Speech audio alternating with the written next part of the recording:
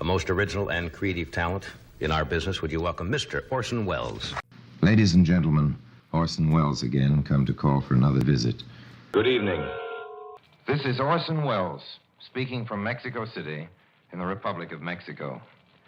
Not far from this microphone, not long ago, archaeologists digging in the subsoil of the Plaza Mayor unearthed the Aztec calendar stone, the Piedra del Sol, the stone of the sun. On its face are carved the punctuations of forgotten history, stone figures marking the months of the year. A pagan year overthrown many a Christian year ago by the men in metal who rode their horses up from the beaches of Veracruz, through the jungles, up the mountains, and into the great valley of Mexico, bearing the cross of their Lord in heaven and the sword of their king in Spain. I went yesterday to look at the stone of the sun. It filled me with wonder, but of that numb and giant stillness which is the Indian past, it told me nothing. By way of contrast, the calendar stone comes to mind today because in front of me in this room in Mexico City, where I'm broadcasting, is another calendar. This one published by the Yankee firm of Brown and Bigelow. And this calendar fills me with homesickness and tells me the tremendous fact that the day after tomorrow is Christmas. It looks exactly like Christmas here in Mexico, and for the Mexicans, it is Christmas. But for this gringo, it's a long, long way from home. Christmas, they say, is something you keep in your heart. Well, I know a lonely American in a hotel room here in Mexico City who's doing just that, and I'd like you to hear his story. It's a sort of ghost story. You don't have to believe it unless you want to. I send it on to you from Mexico with the season's greetings. We'll get to it in just a minute, but first a word from my sponsors. Today, Lear Incorporated, maker of Lear radios, wishes its friends and listeners the happiest of holidays, the merriest of Christmases, and a most prosperous New Year. Christmas especially is a time of music and gaiety, a time when good music and good friendship combine to celebrate the season dedicated to peace on earth and goodwill to men. Lear is happy that this company is in the business of developing and making instruments to bring the finest music and entertainment to America's homes. And now, Luis Farias, speaking from Mexico for Lear. After almost 16 years of building highly professional aircraft radios, Lear is using its knowledge and unusual manufacturing resources to make specially fine radios for your home. These radios have features you have never seen in radios before. Features like the Lear wire recorder and the super convenient remote tuning control, which lets you select any station anywhere on the dial from your easy chair across the room. Such features as these make Lear radios unique, but they are far from all. Most important is the sound, solid goodness that makes listening to a Lear radio a never-ending delight. When you set out to select a new radio, be sure you see and hear the Lear, L-E-A-R. And now, back to Orson Welles. I was sitting in the bar of the Reforma Hotel here in Mexico City thinking about home and a number of things when I noticed him. He was sitting alone like myself, and we got to talking as fellow countrymen will in foreign lands. He was a traveling salesman, name of Stone, Martin Stone. A big man, and his mouth has a place in it for a cigar, but the cigar wasn't there. He introduced himself, and I gave him a drink, and he told me this story. I'll pass it on to you just as I heard it in his words and with his voice, as nearly as I can remember them. Yes, sir, Stone is my name. I'm a representative of an export house with branches all over South and Central America. But I don't want to talk about myself. I want to talk about him. Who was he? Don't ask me. Just let me tell you what happened. Well, it started about a week ago down in Argentina. I had everything arranged, 8 days to finish up my business in South America and get back home in time for Christmas. Reservations on Pan American right through to New York City. But when I got to the airport, the clerk had a surprise for me. "We didn't think you were coming, Mr. Stone," he said. "Someone who's got to get to Rio de Janeiro by tonight. Well, we gave him your seat. He's going to have Christmas with his family, and he's only 9 years old, and if he doesn't get on this plane, he'll lose an entire day."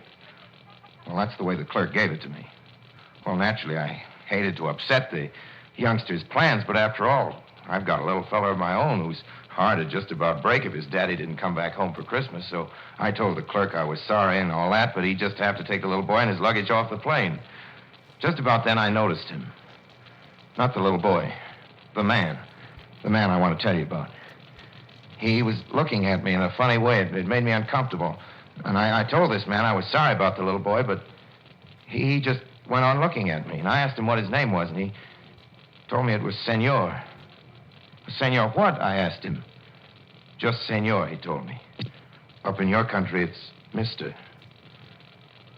Well, I couldn't say exactly what he looked like. He wasn't young, but he wasn't old either. His voice was kind of soft, like a soft breeze.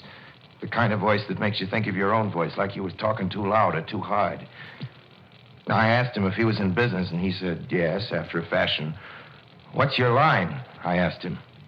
And he said, I'm afraid my line is not so popular. That was the first time I met him. The first time. I wished him a Merry Christmas and left him standing there in the airport. Got into Rio that afternoon, took a cab to the hotel. I was just checking in at the Copa when I saw him again. Oh, yes, he was standing there. The senor. Standing there in the lobby with a smile on his face as though he'd been waiting for me. Expecting me. You had a pleasant trip, I hope, he asked me. Look, I said, how'd you get here ahead of me? There's only one plane. You weren't on it. But he didn't pay any attention to that question. He just looked at me and said he had a surprise for me. You will probably be lonely here in the hotel tonight, he said. So if you'd like, we are to be guests at a Brazilian home. Now, put yourself in my place. I'm not superstitious or anything, but he got around a little too much and too quick. What was he selling? Competition, maybe.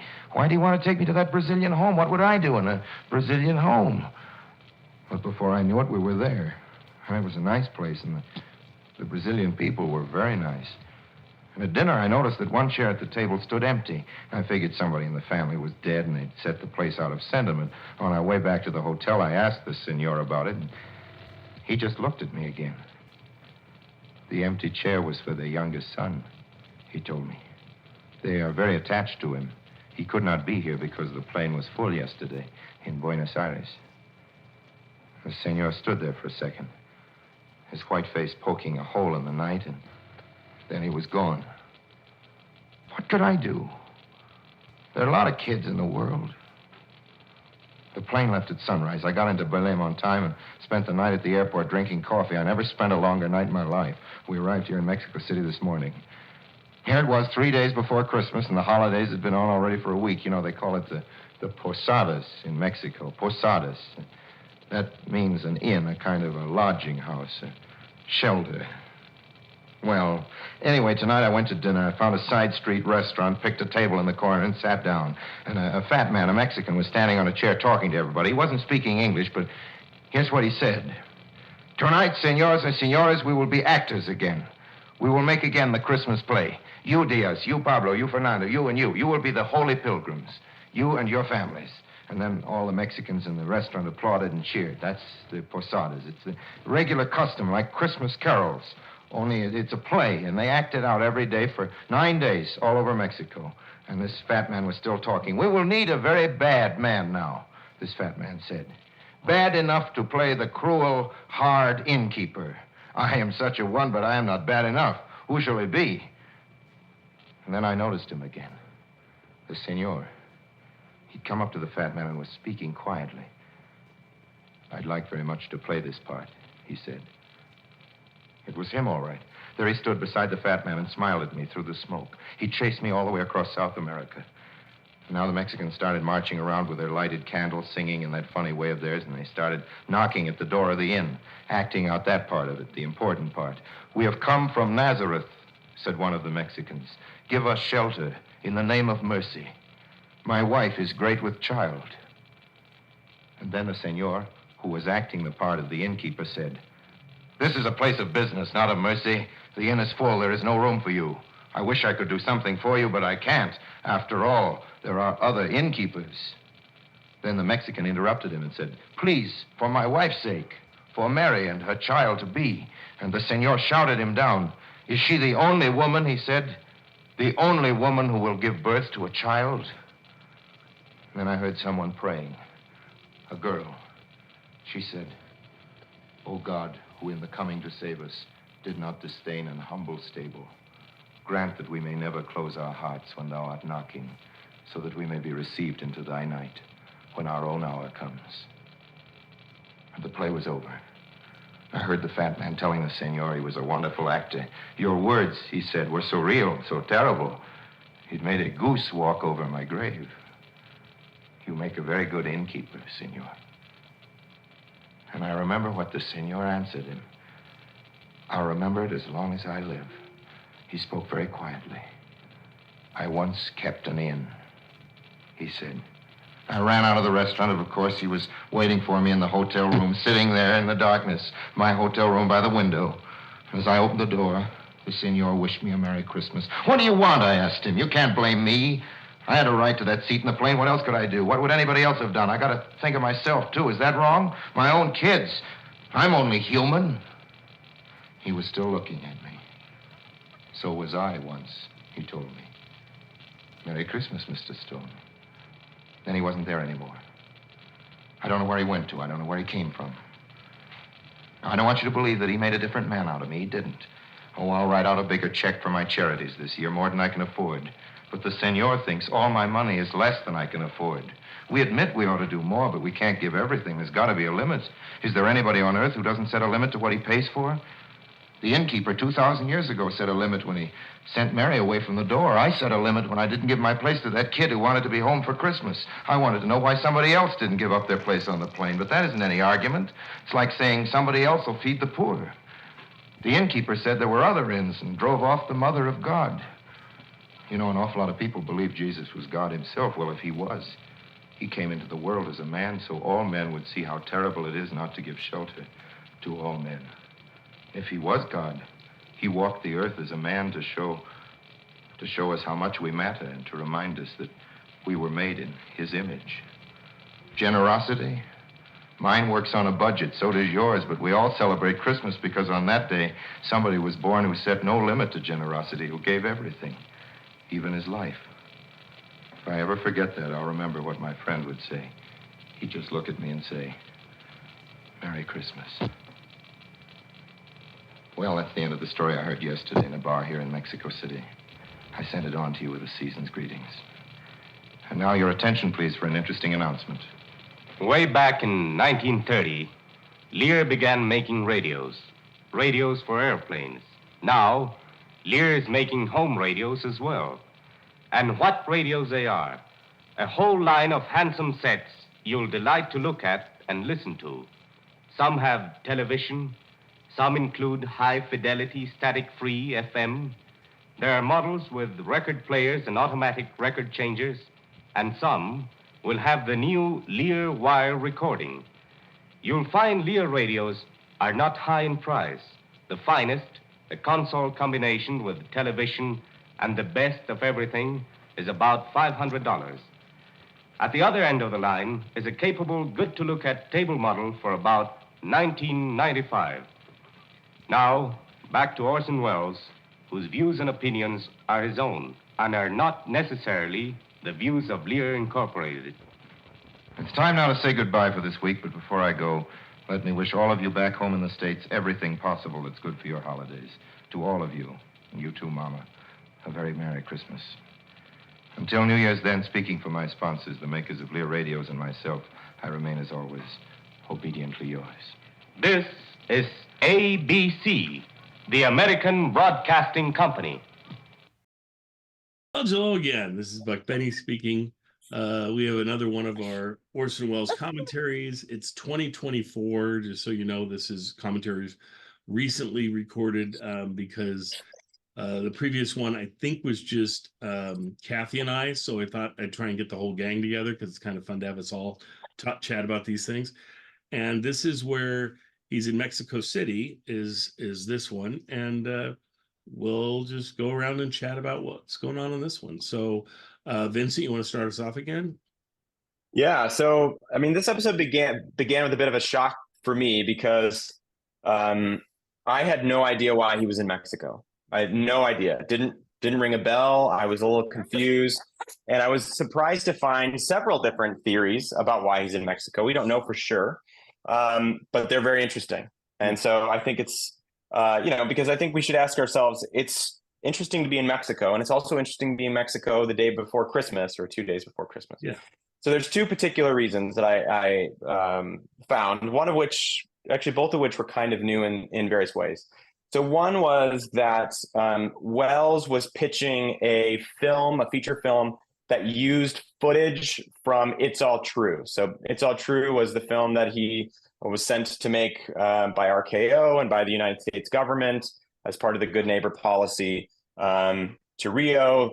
Essentially a long story. We've talked about it in a couple different episodes, but he never got to finish that film. It became sort of like his one of the things that he wanted to finish throughout his whole entire life. But at this time, he was pitching a film to this investor from Chicago, actually, Harold Baker, who was rich mogul in transportation, apparently. And he was pitching it, and he went down to Mexico to scout locations and potentially to shoot test footage. So one idea is that he's working in Mexico, which is, fairly possible. Yeah. The other is also very interesting. So at this time, Wells is married to Rita Hayworth, which we've talked about before. They got married in 1943. Their marriage had been crumbling for some time. Rita accused Wells of infidelity many, many times. There's these beautiful love letters that he wrote to her that you can find in the Indiana University archive that have these beautiful drawings. I'll share them sometime. But anyway, it was very common at this time for celebrities in particular, but also Americans, to go down to Mexico to get divorces. Divorces were very easy to get in Mexico. It only took a couple hours. And so many people in the gossip columns believed that Wells went down there to get a divorce. Travel agents would sell divorce packages for people to go down to Mexico and all this sort of thing. So it was actually a big sort of culture. So when people especially heard that celebrities were going to Mexico, that was something that they automatically assumed in gossip columns, that they were getting divorced. So several reasons possibly. Apparently Wells and Rita did talk on the phone long distance for a while. Whether that rectified things, who knows? But that sets the stage for Wells being in Mexico City. Apparently ABC was very upset that he did this because they were sort of now at this point chasing him along the country to try to make this work. But they did connect with the radio station down there, which was, I think I wrote it down, XEW. ABC had to pay for wires to Chicago because that's where they had to send wires apparently to make this work. And then they also sent down this guy, George Lewin, who was one of the editors, head of the news editors, so that they would edit Wells's script for the show. But I think kind of the joke's on them, because I don't know why he would have had to come down there to edit this particular show where he doesn't talk about news at all. But they did. And they were probably not happy when they got no news and no editorial. I think this show is very interesting, and I'm happy to talk about that. Yeah. But I'll pass it over to someone. Yeah, sure. Kathy, what were your thoughts on this one?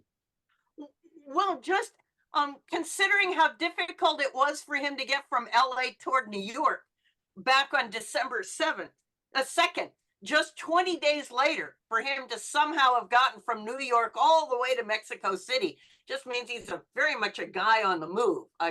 So I can hardly imagine that. I was sort of wondering if the story of the selfish man who wouldn't give up his plane seat for the child to get home for Christmas, if that was a kind of an allusion, because in other episodes, Orson is going to be talking a lot about the plight of the soldier, of veterans, far from home, unable to get home. And I was sort of wondering if this was, as they said, a sort of muted guilt trip to people who were being selfish and traveling. But then again, here's Orson Welles being selfish and traveling over the holidays. Do as I say, don't do as I do. Yeah, this whole thing. Yeah, he's got 2 kids. He alludes to that at one point, but it's like not self-interest. He's like, oh yeah, these guilty fathers trying to get where they need to go. Meanwhile.